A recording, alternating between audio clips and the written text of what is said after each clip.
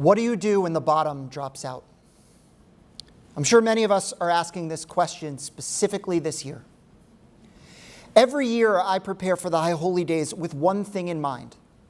I ask myself, what do I need to do to make this year better than the year before? Then I plan, ready when Rosh Hashanah hits, to act. Each year I have a tremendous amount of enthusiasm for the coming year. I greet the High Holy Days with a sort of religious faith that this year will be the best one yet. But this year seems different. For the first time, I am not sure that I can authentically say that I know, that I believe that the coming year will get any better. I pray that this pandemic ends. I hope for a vaccine. I yearn to once again gather. But if I'm being honest, if I'm being authentic, I can't make promises or plans, even to myself. Jews know this feeling well. We have countless examples throughout history of facing the future when the bottom drops out. For thousands of years, onlookers have marveled at the way that our people have survived. Some have credited our enduring presence with our dedication to learning, others to our close-knit communities, and still others to our Jewish practices that we can perform in any land and any time. But I think what has kept us going is our resilience. And like our ancestors, it is our resilience that will keep us going in the face of the uncertain future that we are facing now. The paradigmatic tragedy of the Jewish people, the one that we base all others on, is the destruction of the first temple in Jerusalem in 586 BCE. In a flash, the Babylonian army laid siege to the city, setting fire to our most sacred sites and razing the temple to the ground. Testimonials from that time describe a, quote, lonely city, once filled with people, now a, quote, widow among the nations. The streets are deserted, the priests sigh, the maidens weep. With the temple in ruins, the people are marched en masse from Jerusalem all the way up to Babylonia, forced to remake their lives in exile. For some, the decision to leave was too much. There's a haunting story of a group of priests who climb atop the temple's ruins, offering their keys to God before casting themselves down upon the rocks. But most people went, and it was heartbreaking. One of the more famous psalms in our tradition describes a group of people who sat beside the waters of Babylon and wept. They pine for a life that was. And when a group of locals ask them to hum one of their native songs, they cry out, "How can we sing God's song in a strange land?" Exile had stopped up their voices. I'm glad that we have a record of this sadness.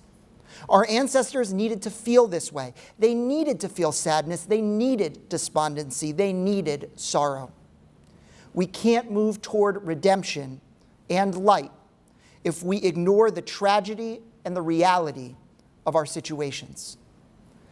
I imagine that a subset of people never left the waters of Babylon, but many people did.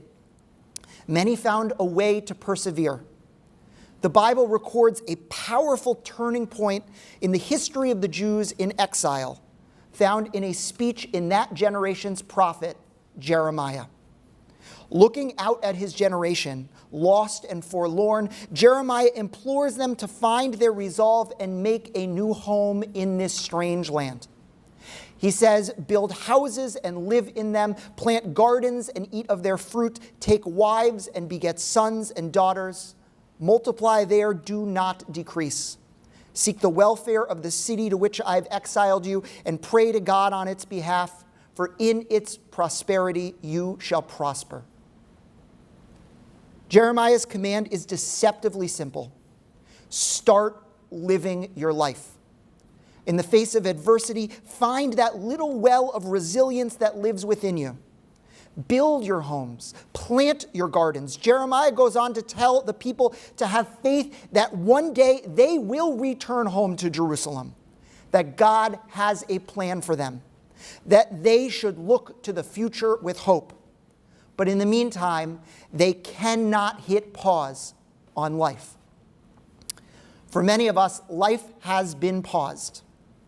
Even if you do everything right during this pandemic, there will be aspects of your life that are frozen. For some of us, they are our relationships. We managed to find a way to see or call the most important people in our lives, but a large set of others are lost to us. We don't casually greet them at social gatherings or synagogue programs, and we only realize their importance when we look at the gaping hole left by their absence. For others, it is a pause on our goals. Some of us may have lost a job. Others may have frozen our search for a spouse or our quest to have a child. Many of us mourn the canceled activities, the missed trips, or the hobbies left uncultivated. It is as if we have been forced to sit Shiva for the lives that we had been living. We lay down by the rivers of Babylon and we grieve. We sit squarely in the fear of an uncertain future, unable to sing a song that we once sang. How can we sing such a song in a strange land that we find ourselves in? But like our ancestors, each of us is blessed with a wellspring of resolve. We are resilient, and each of us can rise again. Our world is broken. We feel in exile, but it doesn't mean that we can't find our own way to follow Jeremiah's advice, to plant our gardens, to build, to sow, to love. Our Proverbs teach a righteous person can fall 7 times and still rise. And that is exactly what we must do. So how do we tap that inner strength? How do we find that spark of resilience buried deep within us? First, know that you've been here before. True, no one has faced the exact challenge of our current era. Every moment is unique, but each of us has overcome some challenge in our past. There's a powerful teaching in our Zohar that each time the Bible skips forward in time, using a phrase, quote, "and it came to pass," there was usually some kind of sorrow or loss found in that passage of time. Life is defined by periods of seemingly inescapable hardship, punctuated by moments of calm. But when we look back on a life well lived, we find that somehow we escaped the inescapable. And we will do that for this current moment. Each one of us has a proven history of mourning deaths, finding new relationships, reconciling broken friendships. Every one of us knows how to heal, to mend, to salve our broken hearts. The only thing that separates this moment from those that we don't have models and mentors for overcoming is this pandemic. Every one of us is groping blindly, but together. And this leads me to my next piece of advice. Work to forgive yourself when you fail to meet your own expectations, but don't give up on yourself entirely. Every one of us is imperfectly navigating this crisis. Not a day goes by that I don't think I'm failing someone. When I'm doing decent work at the congregation, I usually feel like I'm a bad dad or a bad husband. And when I'm getting my home life right, I feel like I'm failing you, my congregation. Sooner or later, when we feel like we can't do anything right, we stop trying. We give up and we despair. But the resilient keep marching forward. We forgive our inadequacies without growing complacent. We don't hit pause on our lives. We figure out a way to keep going, albeit imperfectly. There's an ancient debate in the Talmud between 2 rabbis, Hanina and Chia, about what to do in the face of insurmountable challenges that come with trying to preserve the Jewish people in times of crisis. Hanina advocates for an all-or-nothing approach. I'll let the tradition fades away, he intimates, and when the crisis ends, I'll help my community find its way back. Chia disagrees. He would go to the ends of the earth not to let the tradition slip, even weaving nets to cast deer, to make parchment to write the books that his students might read. It's no surprise that Chia seems to win the debate. Time marches forward, and so too should life. It might look different. It might be unbearably hard, but we must press on with the tools that we have. And when we do, we might begin to see that there is good to hold on to even in this moment. Some of us have taken Jeremiah's advice. We've literally planted gardens or fixed up our homes. Others have cultivated long-lost pieces of ourselves. We've learned to bake sourdough, gotten in shape, and finally read that book or watched that show that we meant to. Still, others have reconciled with family, even that we might not have had enough time to before the crisis hit. But I know that that isn't everyone. And seeing your friends seemingly thrive on the curated facade of social media when you are struggling or stretched thin can only make this moment harder. But even if you don't do any of those things, even if your greatest goal is to make it from 1 minute to the next, you are still doing something worth celebrating. Every one of us has done something courageous over these past months, even if it's simply stepping outside. Every one of us has shown compassion, even if it's listening to a friend when you yourself are running on empty. Every one of us has moved past our own experiences in some way to turn on the news and send love to a stranger afar that we see on the screen.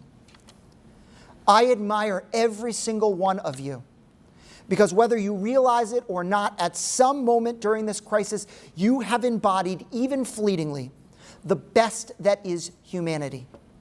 And that is something to celebrate. But perhaps the greatest power many of us have had over these months is the power of hope. To understand exactly what hope is and why it matters, Rabbi Jonathan Sacks, former chief rabbi of Great Britain, once wrote, quote, "One of the most important distinctions I have learned in the course of reflection on Jewish history is the difference between optimism and hope. Optimism is the belief that things will get better, but hope is the belief that together we can make things better. Optimism is a passive virtue. Hope is an active one. It takes no courage to be an optimist, but it takes a great deal of courage to have hope. Knowing what we do, no Jew can be an optimist. But Jews have never, despite a history of sometimes awesome suffering, given up hope. The current state of the world makes it very difficult to be an optimist. There is too much unknown to have a rosy picture of the future. But nevertheless, I have hope. I believe that however much this current moment is difficult, I have within me the answers to make it at least a little better. I know that I have the strength to find a little more community, the tools to achieve a little more peace of mind, the means just to have a bit more balance. And so do you. We have an uncertain future ahead of us, and we cannot promise ourselves that everything will be fine. But we can hope. We can believe in our resolve to make tomorrow just a little bit better than today. 2,000 years ago, a group of rabbis were walking through the ruins of the Second Temple in Jerusalem when they saw foxes wandering among the rubble. They rent their garments in sorrow at what their tradition had become. But one rabbi, Rabbi Akiva, began to laugh. His companions turned to him perplexed. Why laugh at a time like this? Akiva pointed to a prophecy that he knew in the Bible that the nadir, the lowest point in Jewish history, would be found when foxes roamed among the temple's ashes. Surely, he reminded them, this means that when history marches on, there are other prophecies that will come true. That of old men and women sitting among the gates of a rebuilt temple. For many of us, this year is our nadir. But like Akiva, we can find images hidden within that give us hope for a better future. It might be that unexpected phone call, an act of kindness from a neighbor, a simple hello from afar when we stand atop our stoop. There are millions of reasons to hope, all around us if we only let them in. You may be feeling like our ancestors, sitting beside the waters of Babylon without a song to sing. But I believe you can get up. I believe you have a symphony to give to the world. Menachem Mendel of Kotzka once wrote, 3 ways are open to a person in sorrow. One who stands on a normal rung weeps. One who stands higher is silent. But one who stands on the topmost rung, he converts sorrow to song.